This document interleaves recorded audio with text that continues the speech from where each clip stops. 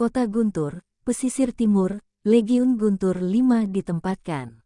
Sebagai pasukan terkuat yang dikendalikan oleh Kota Guntur, kekuatan keseluruhan dari Legiun Guntur 5 tidak ada duanya di seluruh domain biru. Barak sebagian besar terbuat dari bangunan batu. Ini bukan karena kemewahan, tetapi karena Legiun Guntur 5 semuanya terdiri dari praktisi elemen guntur.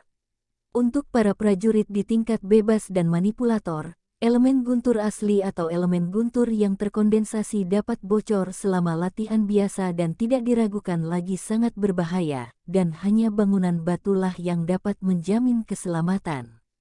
Tidak banyak bicara, sebab Lan Ge juga datang ke sini untuk pertama kalinya. Ia disambut dengan melihat penanda batas milik Legiun Guntur 5 dari kejauhan. Tiba-tiba terdengar teriakan nyaring menyuruh mereka untuk berhenti yang disusul dengan kilatan cahaya, dan sosok-sosok dengan cepat mendarat mengepung di segala arah Fa Hua dan Lan Ge. Fa Hua tanpa sadar menatap para prajurit ini. Para prajurit ini mengenakan armor kulit yang seragam. Armor kulit itu terlihat berkualitas sangat baik dan dibuat dalam warna coklat. Itu dipasang hanya melindungi titik-titik vital saja. Tiap prajurit memegang pedang panjang dengan panjang sekitar 4 kaki, bilahnya sempit dan panjang, serta bagian belakang pedangnya agak tebal, yang sekilas sangat cocok untuk mencacah. Selain itu, masing-masing dari mereka membawa 4 tombak pendek sepanjang sekitar 2 kaki di punggung mereka. Tombak pendek ini tajam di kedua ujungnya, dan sedikit lebih tebal di bagian tengah tempat genggaman berada.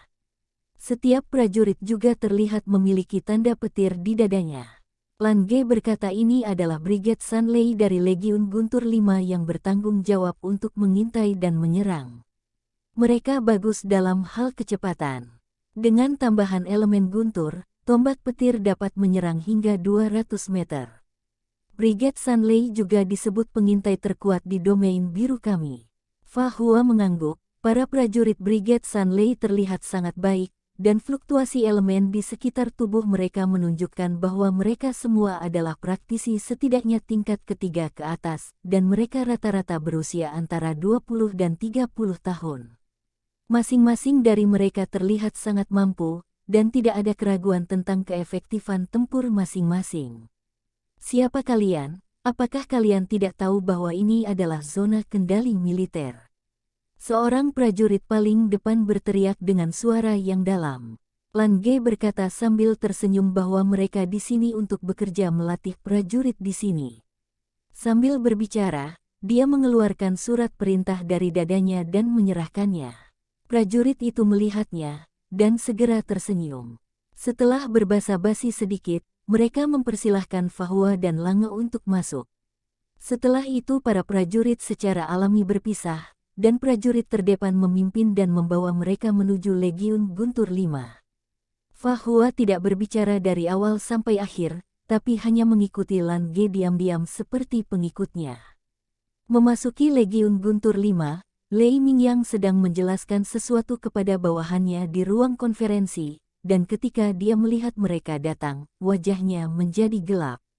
Lan Ge buru-buru melangkah maju dan menyapa sambil tersenyum. Wajah Lei Mingyang menjadi gelap. Dia berkata agar Lange memanggilnya dengan posisi resminya karena berada di kawasan Legiun. Senyuman Lan Ge tidak pudar, lalu dia segera mengubah kata-katanya dengan memanggilnya jenderal. Lei Mingyang mendengus, lalu mengomel soal ayahnya yang mempermalukannya setelah menghilang selama 3 tahun. Lange Un setuju dengan pernyataan Lei Mingyang. Dia pun ikut-ikutan mengeluh soal kelakuan orang tuanya yang membuatnya merasa sengsara dan kesulitan. Lei Mingyang sedikit terkejut kenapa bisa Lange merasa sengsara dan kesulitan padahal dia telah berkultivasi sampai tingkat 9 hanya dalam beberapa tahun. Apa sebenarnya yang membuatnya tidak puas? Akhirnya Lange menceritakan tentang bagaimana dia ditipu oleh Penatua Agung dan orang tuanya, tetapi dia tidak banyak bicara tentang laut hijau kehidupan dan domain monster.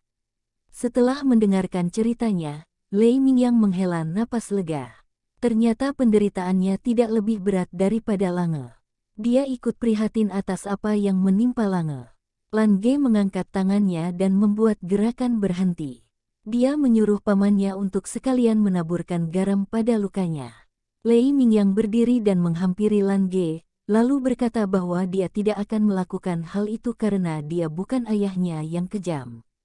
Lalu menyuruh Lange untuk mulai membicarakan pekerjaan. Legiun Guntur 5 adalah legiun yang Lei Mingyang jalankan, dan Lange harus tahu sesuatu tentang situasinya.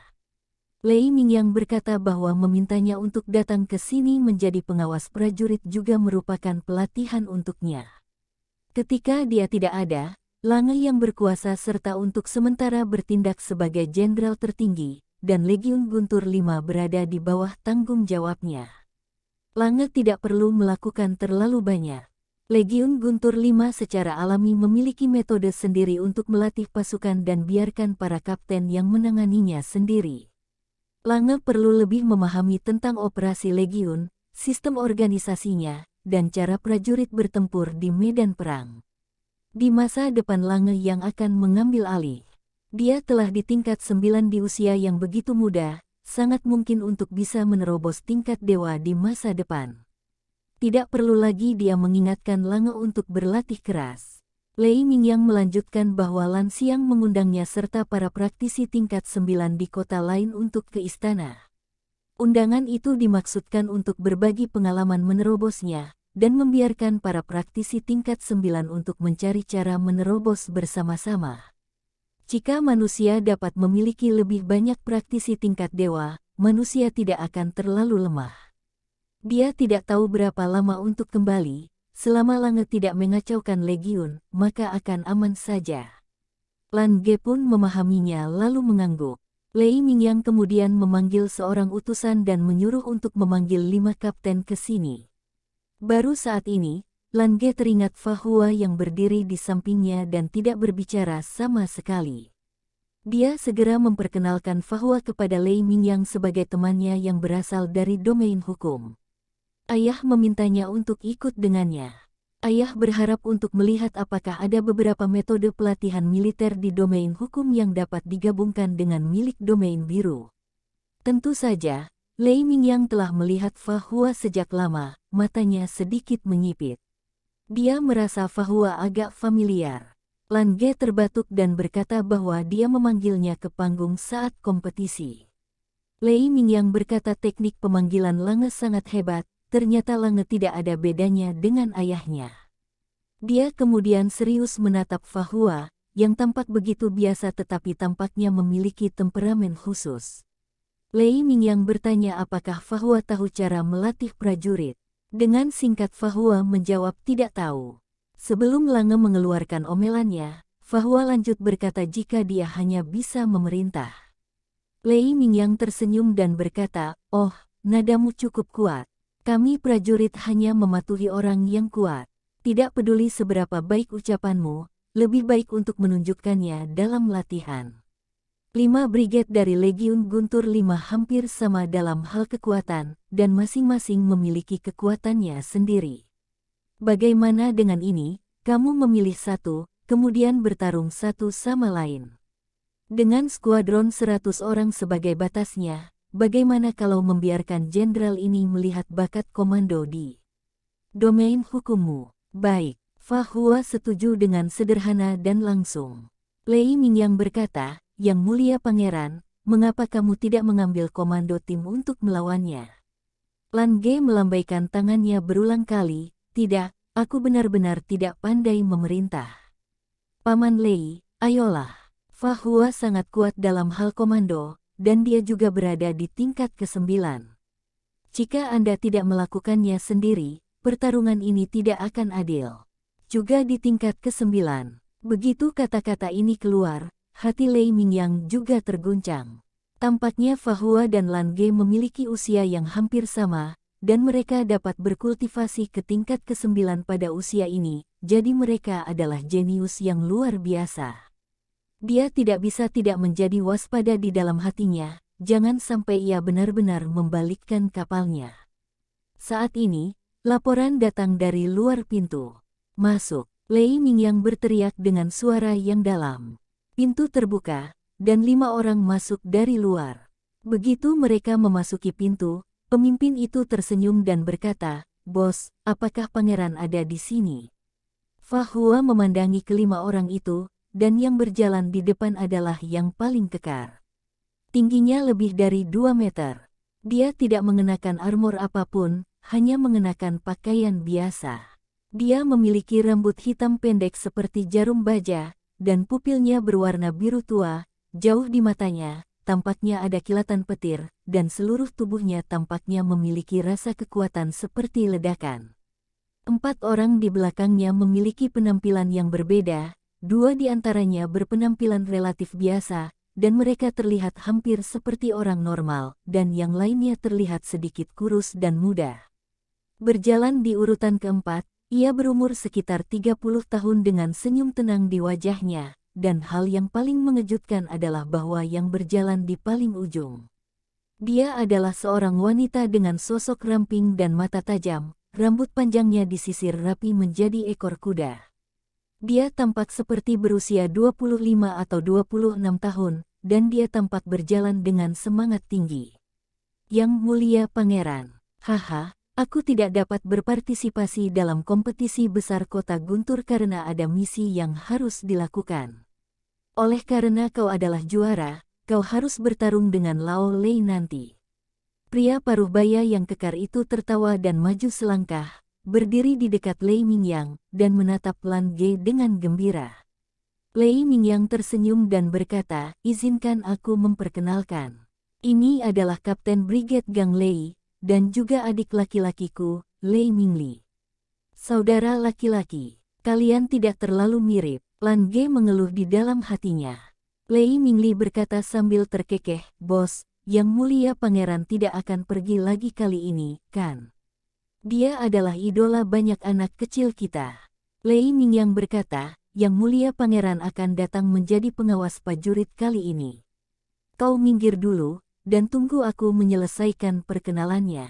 Sambil berbicara, dia berjalan ke kapten kedua yang berdiri di belakang Lei Mingli, lalu berkata, "Ini adalah Kapten Brigade Lai Lei, Li Biao." Penampilan biasa, wajah biasa, dan nama biasa, segala sesuatu tentang pria ini terlihat sangat biasa. Akan tetapi, dia yang paling terlihat tenang di antara 5 kapten. "Yang Mulia Pangeran." Dia mengangguk ke Lan Ge. Lei Mingyang terus memperkenalkan, "Ini adalah Kapten Brigade Tian Lei, Meng Qiankun." Lalu ada orang keempat, yang lebih kurus, "Ini Yun Baitian, Kapten Brigade Sa Lei." Akhirnya, dia berjalan ke kapten wanita, "Ini Leng Lan, Kapten Brigade San Lei, yang dikenal dengan 10.000 prajurit hijau Legiun Guntur 5 kami." Jangan melihatnya sebagai seorang wanita, nyatanya dia duduk di posisi kapten berdasarkan keahliannya yang sebenarnya. Setelah memperkenalkan kelima kapten, Lei Mingyang menyipitkan matanya dan berkata, "Ini Yang Mulia Pangeran, kalian semua pasti kenal. Yang ini dari domain hukum, bernama Fa Hua, yang merupakan teman dari Yang Mulia Pangeran." Domain hukum. Lei Mingli tertegun sejenak, dikatakan bahwa itu adalah tempat yang sangat kaku. Fa Hua tidak mengatakan apa-apa, tetapi hanya mengangguk kelima kapten, dan dia menonton dengan dingin dari awal sampai akhir. Pengamatan yang tenang adalah dasar untuk penilaian awal. Lei Mingyang berkata, "Yang Mulia Raja membiarkan Fa Hua mencoba untuk bertemu dengan Legiun Guntur 5 kita untuk melihat apakah dia dapat memanfaatkan kekuatan kedua domain dan meningkatkan kekuatan tempur. Aku akan pergi ke istana segera dan sebelum aku pergi, aku juga akan membantumu berkenalan. Aku juga telah berdiskusi dengan Xiao Xingbi Fa Hua ini, dan kami akan melakukan diskusi internal. Dia akan memilih salah satu dari kalian untuk memimpin satu skuadron pasukan, dan aku akan memilih yang lain untuk memimpin satu skuadron pasukan. Akan ada uji coba lapangan setelahnya." Ngomong-ngomong, Jenderal Legiun Guntur 5 sendiri sedikit ingin mencoba, dia juga sangat tertarik dengan metode komando dari domain hukum.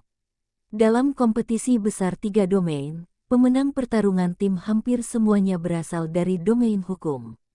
Dia juga ingin melihat apa yang akan terjadi jika para praktisi elemen di domain biru dikomandoi oleh orang-orang dari domain hukum. Mata kelima kapten semuanya terfokus pada Fa Hua. Kecuali Li Biao, yang paling tenang, yang lain menunjukkan minat yang besar, terutama Lei Mingli. Melalui sorot matanya, dia seakan mengatakan, pilih aku. Apakah kamu perlu istirahat? Lei Mingyang bertanya. Sejak berkenalan dengan Lan Ge, Fa Hua sekarang agak beradaptasi dengan metode komunikasi domain biru yang sederhana dan langsung, di mana dia merasa bebas dan tidak dibatasi. Fa Hua berkata itu tidak perlu. Mendengar itu Lei Mingyang lantas menyuruh Fa Hua untuk memilih salah satu dari 5 kapten tersebut. Dia juga mengamati Fa Hua. Meski dia memperkenalkan posisi brigade setiap kapten, dia sengaja tidak memperkenalkan ciri-ciri dari tiap brigade. Lagi pula, Fa Hua dan Lan Ge masih terlalu muda. Begitu dia pergi, Lan Ge adalah pemimpin tertinggi di sini. Meski dia seorang pangeran, dia masih merasa sedikit khawatir. Awalnya ujian ini untuk Lan Ge, tapi sejak Lan Ge memperkenalkan Fa Hua, dia juga sangat tertarik. Fa Hua memilih Kapten Leng Lan tanpa ragu. Lei Mingli segera kecewa, dia tidak terima kenapa wanita cantik lebih populer. Lei Mingyang tertawa dan sedikit mengomel. Dia menyuruh Mingli untuk tidak berbicara hal-hal aneh. Berhentilah berbicara hal-hal aneh. Lalu dia memilih Lei Mingli dan menyuruhnya untuk membuktikan dirinya di medan perang. Lei Mingli mengubah amarahnya menjadi kegembiraan dan tertawa. Dia menyuruh Leng Lan untuk berhati-hati. Leng Lan berbicara untuk pertama kalinya, dia mendengus. Yang seharusnya berhati-hati adalah Lei Mingli bukan dirinya.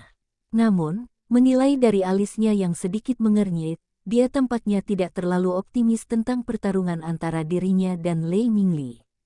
Dia menatap Fa Hua lagi, dan Fa Hua hanya mengangguk padanya, tapi diam saja.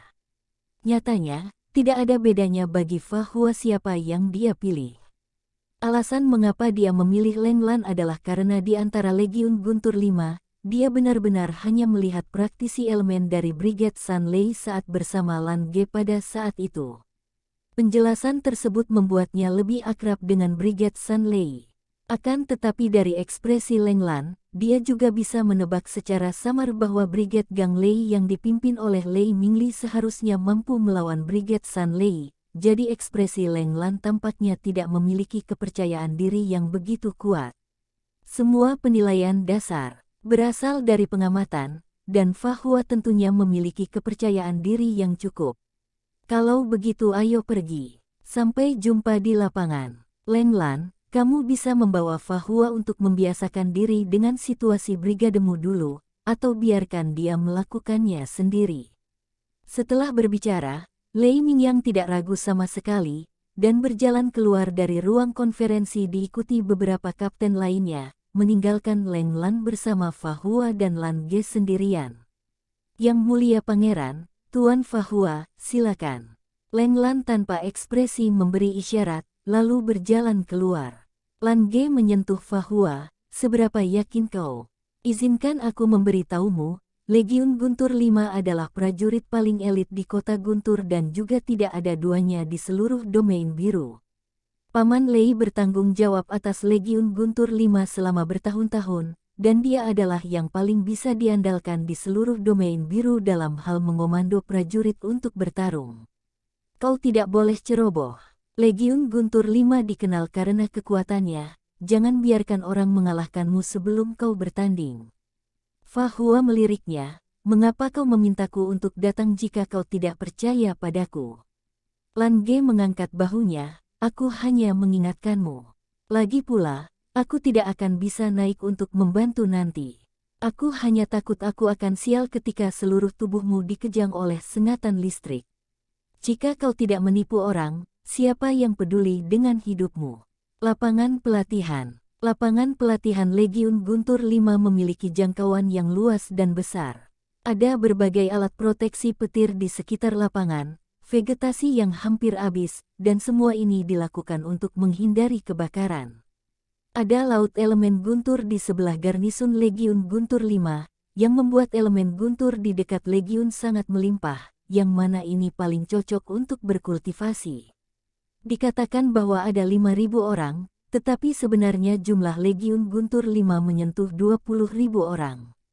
Selain logistik dan perbekalan, ada juga tim cadangan bahkan pangkalan pelatihan bagi para prajurit elemental muda. Peluit pertemuan bergema di seluruh barak, dan banyak sosok dengan cepat berkumpul menggunakan pakaian lengkap.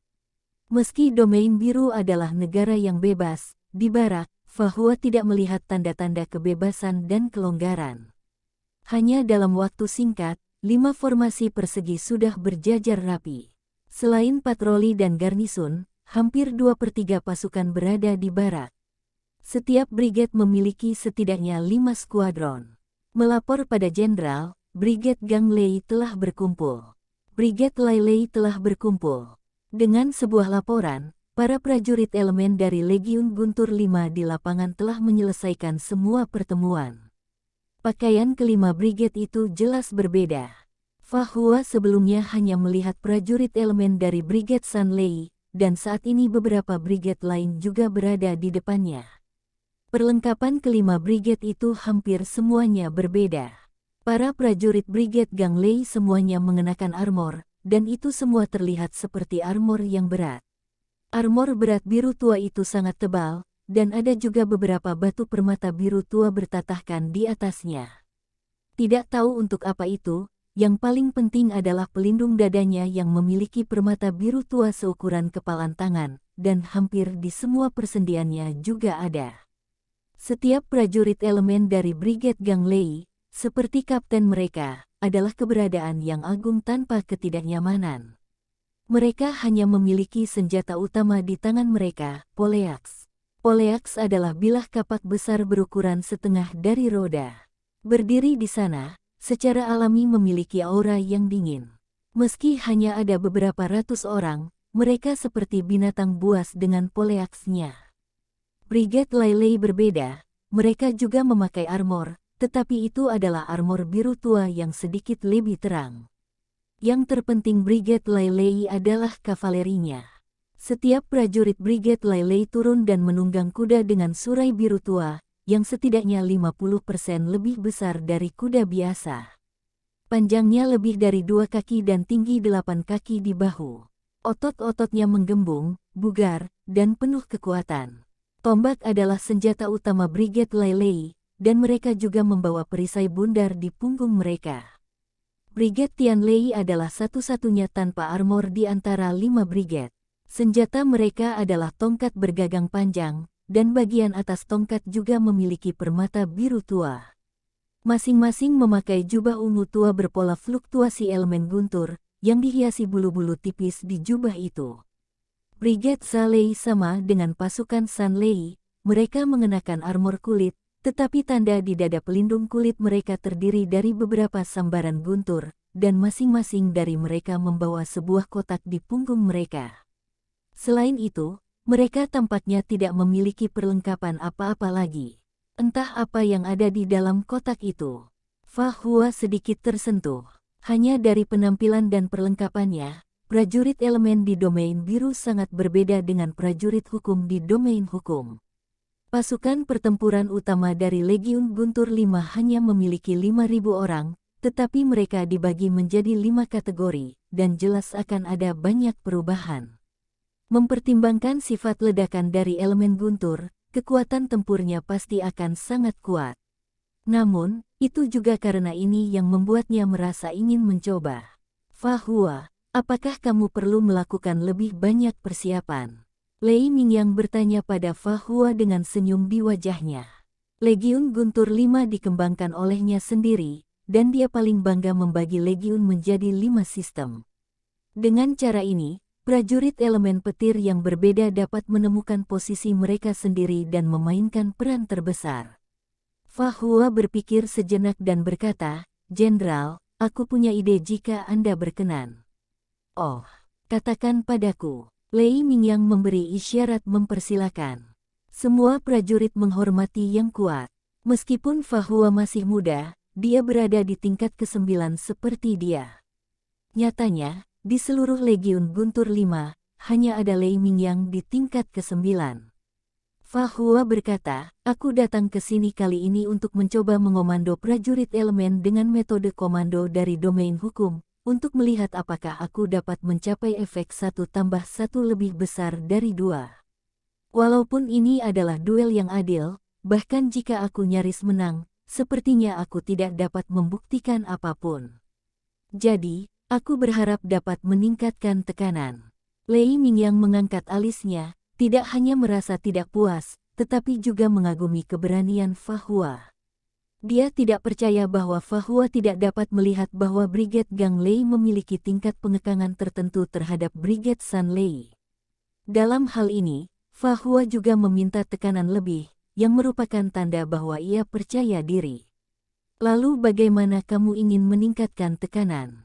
Lei Mingyang bertanya. Fa Hua berkata tanpa ragu.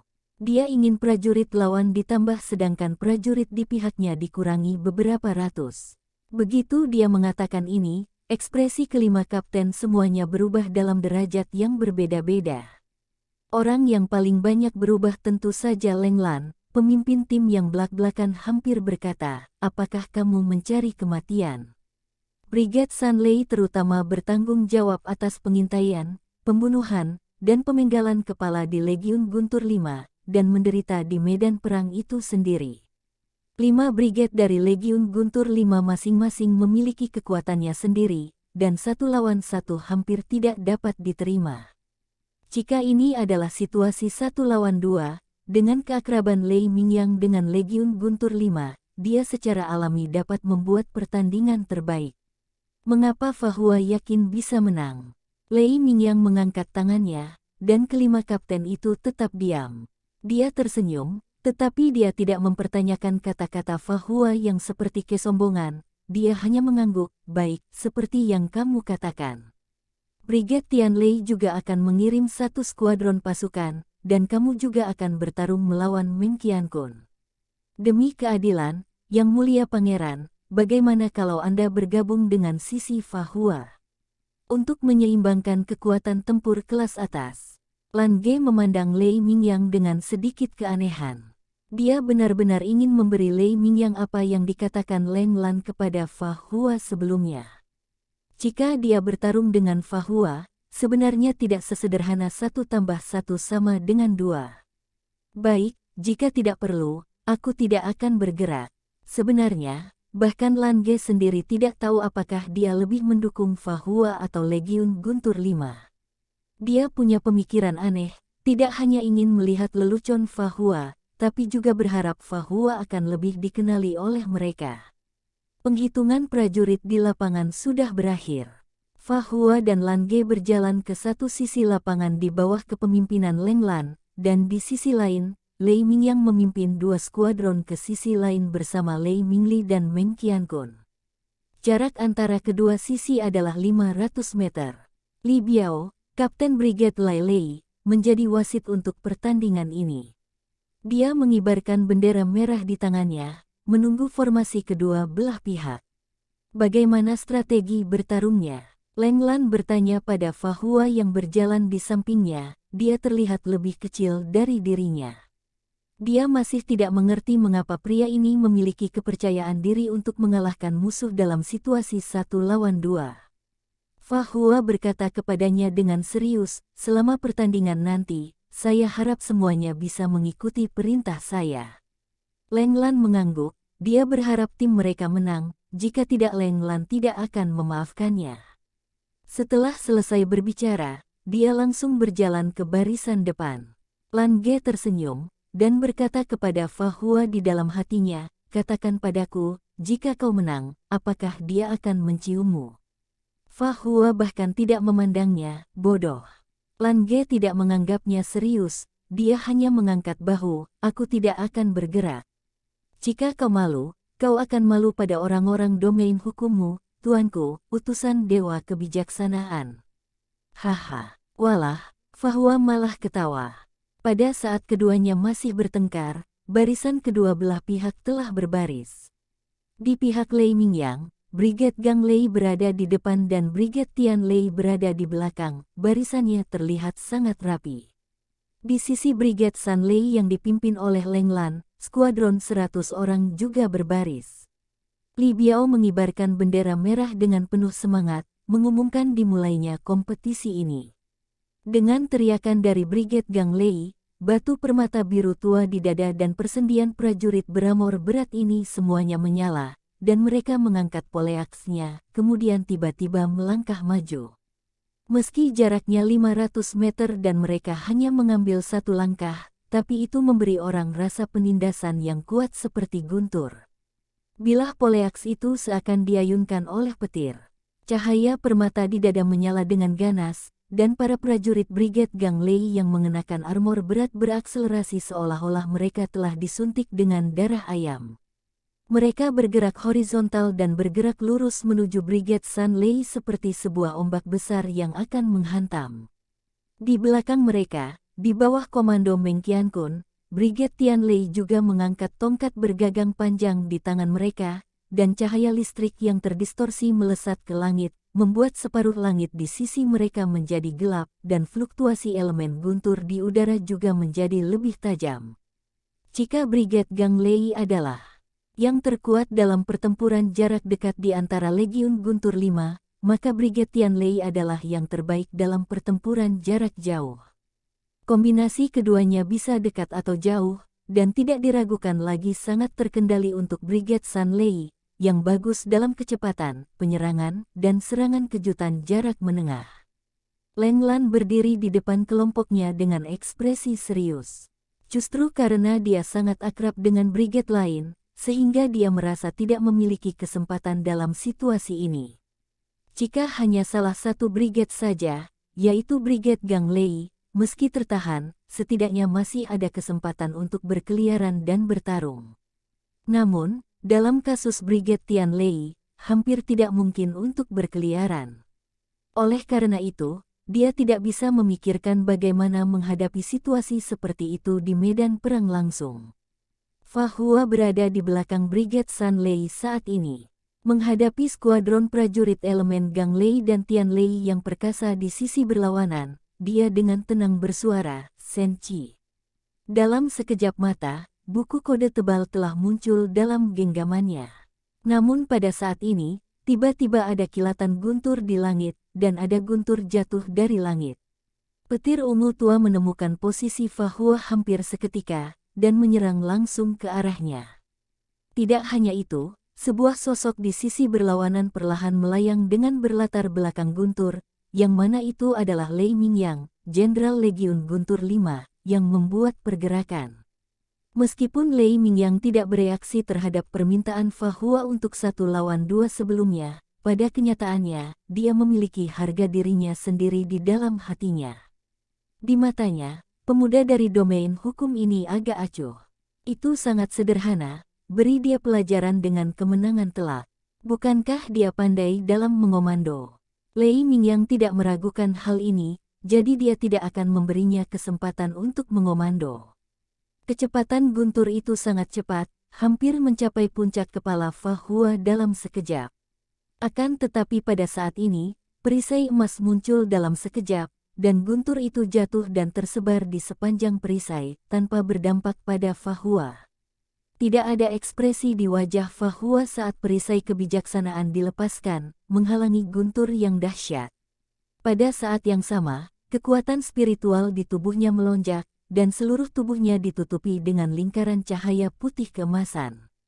Membuka halaman pertama, dan lapisan kecemerlangan keemasan menyebar ke depan di tengah tubuhnya.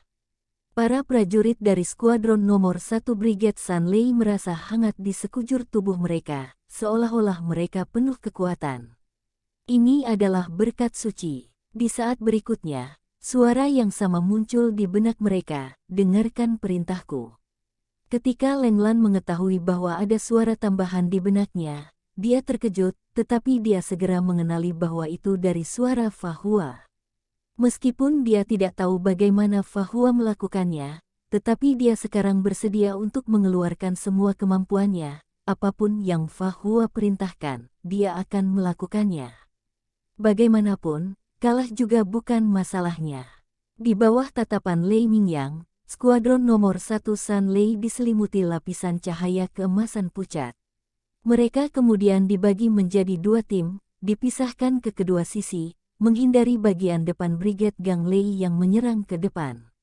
Setelah bubar, dia langsung berakselerasi, langsung menuju kepada dua sayap dan melancarkan serangan. Ketika mereka berpisah kedua sisi, mereka secara alami mengekspos Fa Hua dan Lan Ge di belakang tim. Lei Mingli, yang memimpin pasukan skuadron nomor 1 Gang Lei, berteriak keras, dan ketika dia masih berjarak sekitar 100 meter dari Fa Hua, dia tiba-tiba melompat tinggi dan mengangkat poleaks raksasa di tangannya. Para prajurit dari skuadron nomor 1 Gang Lei yang maju bersamanya mengangkat kapak perang mereka pada saat yang sama dan berteriak keras. Satu demi satu petir menebas ke udara dari kapak besar mereka, dan ketika kapak perang petir Lei Mingli menunjuk ke udara, kekuatan guntur yang dikumpulkan oleh ratusan prajurit Gang Lei berkumpul ke arahnya, menciptakan sebuah poleaks guntur besar dengan ketinggian 30 meter di udara, dan pergi langsung ke arah Fa Hua dan Lan Ge. Dengan basis kultivasi tingkat ke-9 Lan Ge saat ini, dia tidak bisa tidak terkejut melihat pemandangan ini.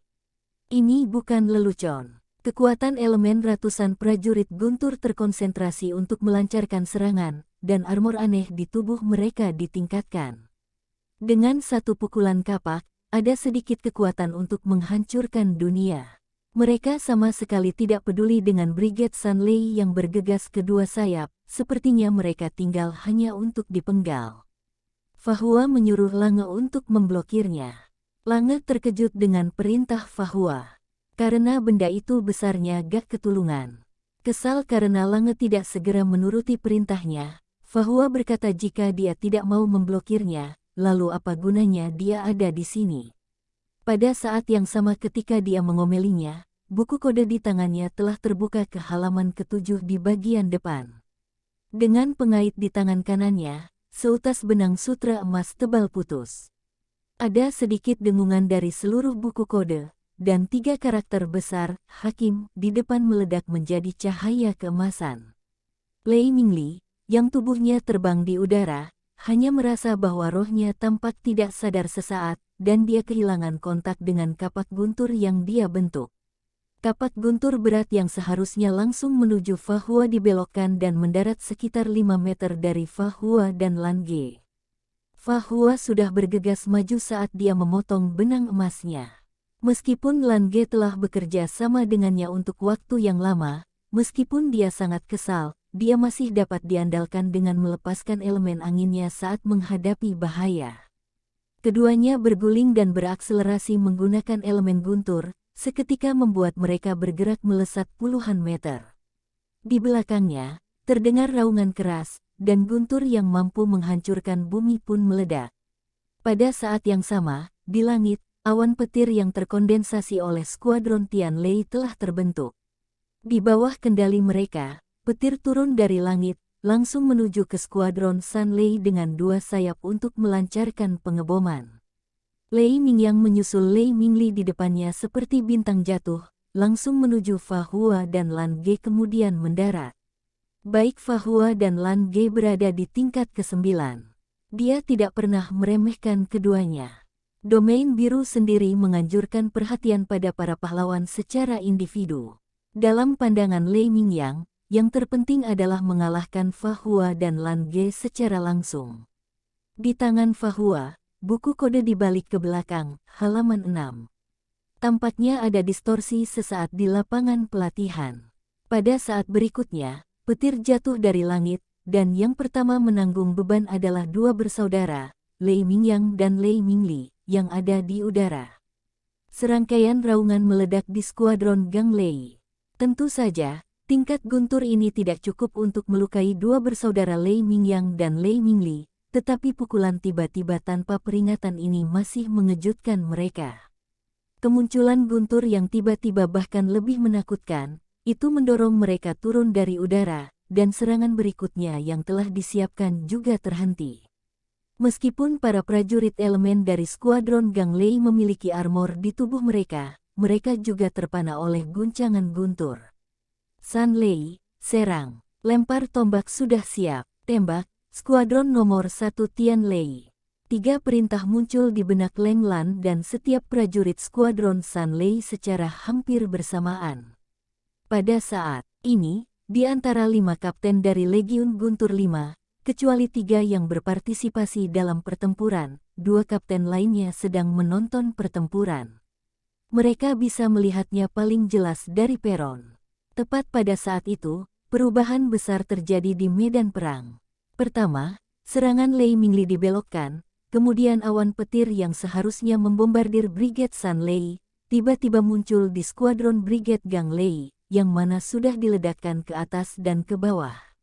Dan skuadron San Lei di kedua sayap juga mengambil kesempatan ini untuk tiba-tiba berakselerasi secepat kilat, seperti 2 pisau tajam yang dimasukkan dari kedua sayap, dan dengan cepat meluncurkan serangan skala penuh. Pada jarak 1 skuadron, memegang pedang di tangan kirinya, mereka mengeluarkan tombak lempar dari belakang dengan tangan kanannya.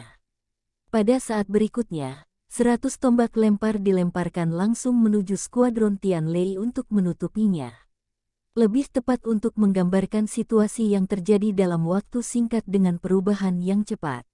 Tanpa pertanda atau prediksi apapun, perubahan yang mengguncang bumi tiba-tiba muncul. Situasi yang pada awalnya tidak dapat dipahami oleh siapapun berubah karena pemberontakan tiba-tiba dari skuadron nomor 1 Tian Lei. Formasi skuadron nomor 1 Gang Lei dijejerkan. Awalnya, meski skuadron nomor 1 San Lei dibagi menjadi 2 kelompok, mereka memiliki peluang untuk mencegat karena formasi yang luas. Namun, ketika orang yang diserang dengan guncangan petir itu, bagaimana mereka bisa memiliki energi untuk menghentikannya? Melihat tombak dilemparkan seperti hujan dan menutupi skuadron Tian Lei, ini adalah pembalikan yang luar biasa. Meng Qiankun berdiri di depan skuadron nomor 1 Tian Lei. Meskipun dia tercengang dan tidak mengerti apa yang terjadi, itu tidak memengaruhi responnya.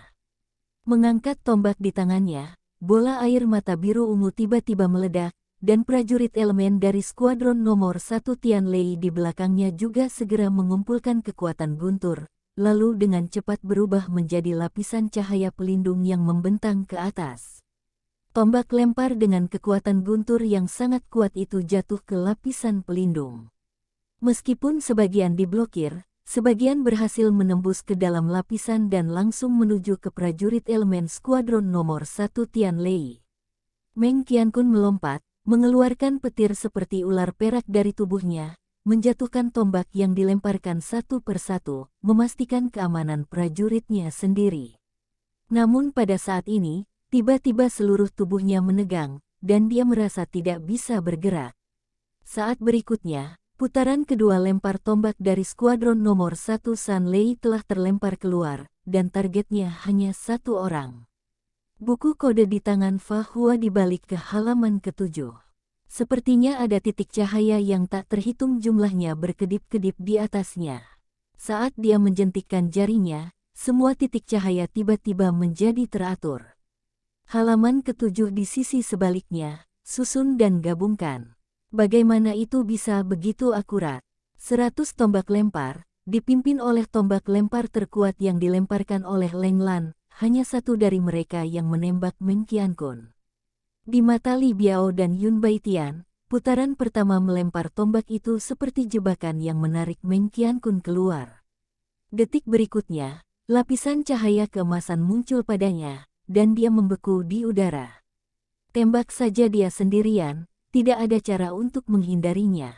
Belum lagi orang luar seperti mereka, bahkan Leng Lan yang berada di tengah permainan pun belum mengetahui apa yang terjadi hingga saat ini. Tampaknya hanya sekejap di depan mata, semuanya telah berubah secara drastis. Apalagi di babak kedua lempar tombak, perintah yang diberikan oleh Fa Hua sangat sederhana, lemparlah dengan sekuat tenaga. Dan tombak yang dilemparkan itu sepertinya mengikuti lintasan alami di udara, dan langsung menemukan Meng Qiankun. Semua ini terjadi dalam waktu singkat, sehingga Lei Mingyang dan Lei Mingli yang baru saja mendarat, mereka tidak dapat melihat apa yang terjadi di belakang mereka. Mereka hanya bisa menyesuaikan tubuh mereka dan bergegas menuju Fa Hua dan Lan Ge lagi. Saat ini, skuadron nomor 1 Gang Lei dan skuadron nomor 1 Tian Lei telah menjauhkan diri, dan sudah terlambat untuk kembali untuk meminta bantuan. Oleh karena itu, Lei Mingyang berpikir dengan sangat jernih. Dia percaya bahwa Meng Qiankun dapat menahan Leng Lan dan yang lainnya untuk sementara, dan kembali untuk menyelamatkan, setelah dia dan Lei Mingli memimpin Brigade Gang Lei untuk melawan Fa Hua dan Lan Ge.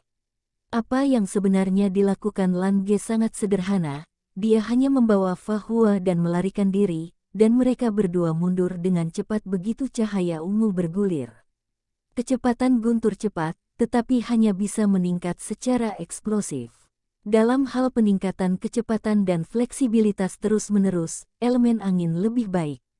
Terlebih lagi, itu adalah Lan Ge yang memiliki elemen guntur dan angin pada saat yang bersamaan. Kekuatan kedua elemen meningkat pada saat yang sama, dan dia dengan cepat mundur bersama Fa Hua, membiarkan Lei Mingyang jatuh dengan petir dan tidak dapat mengenai mereka sama sekali.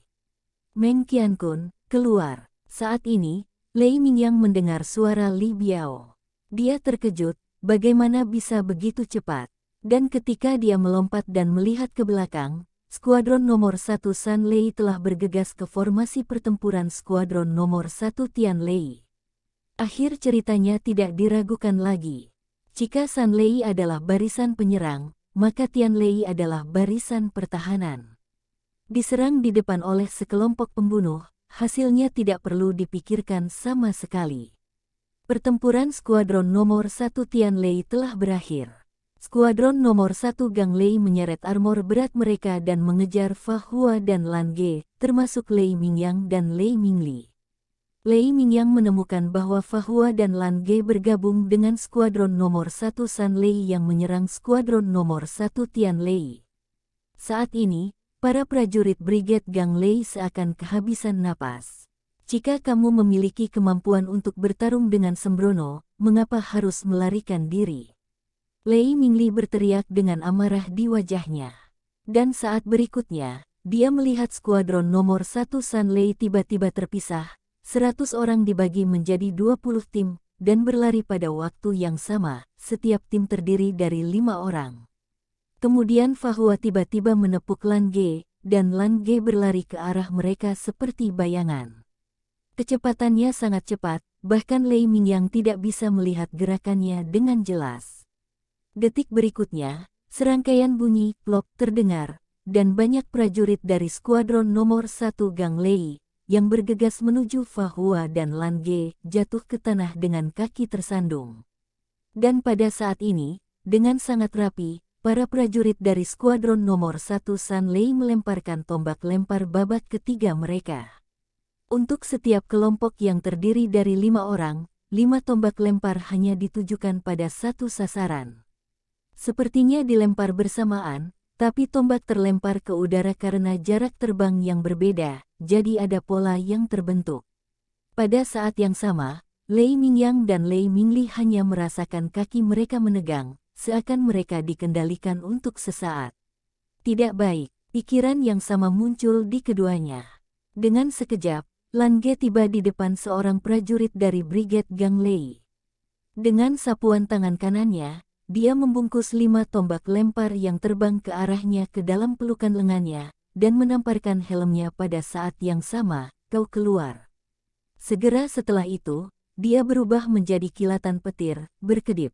Terus-menerus dalam sekejap, dan 5 atau lebih tombak lempar dibawa ke tangannya satu demi satu, lalu dimasukkan ke dalam gelang penyimpanan. Tidak lupa dia juga mengambil 20 helm satu persatu, serta mengumumkan pengeliminasian 20 prajurit Brigade Gang Lei. Lei Mingyang akhirnya melepaskan diri dari kendali memenjarakan langit dan bumi, dan guntur yang telah lama mengumpulkan momentum langsung menuju Fa Hua. Di depan Fa Hua, perisai kebijaksanaan tebal berdiri di depannya, didukung oleh kekuatan ikon dewa tingkat 9. Itu melawan dengan kuat. Boom, Fa Hua mundur 2 langkah, dan guntur menghilang. Serangan Brigade San Lei telah dimulai dengan kecepatan penuh.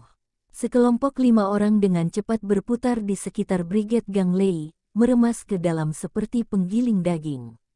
Fa Hua bergetar dan berubah menjadi 4 sosok. Pedang kebijaksanaan digulung, dan memblokir petir Lei Mingyang dan Lei Mingli bersaudara. Dia terlalu akrab dengan elemen guntur, terima kasih untuk Lan Ge. Dalam hal kemarahan dan kegilaan, Lei Mingyang berada di atas Lan Ge, tetapi dalam hal perubahan cepat, dia tidak sebaik Lan Ge. Terlebih lagi, yang dihadapi Lei Mingyang adalah Fa Hua yang telah dikenali oleh kitab suci kebijaksanaan dan orang yang telah menyadari kekuatan hukum. Fa Hua saat ini benar-benar berbeda dari Fa Hua ketika dia baru saja meninggalkan domain monster. Tidak tahu seberapa banyak dia memahami kode dewa daripada sebelumnya. Setiap kali pedang kebijaksanaan memotong, dia selalu dapat menemukan peluang yang paling cocok. Ditambah dengan kontrol kode, dia bahkan bisa menangani satu lawan dua dengan mudah. Tidak tertinggal sedikit pun, Lan Ge sama sekali tidak berpartisipasi dalam pertempuran. Dia hanya menyelingi formasi pertempuran, dan yang dia lakukan adalah memastikan tidak ada prajurit yang benar-benar menderita dan menjadi korban. Diselingi dalam formasi pertempuran, dia selalu menyelamatkan orang. Berhenti. Lei Mingyang tiba-tiba berhenti dan berteriak. Sekian untuk spoiler kali ini. Sampai jumpa di video selanjutnya. Wassalamualaikum. Bye bye.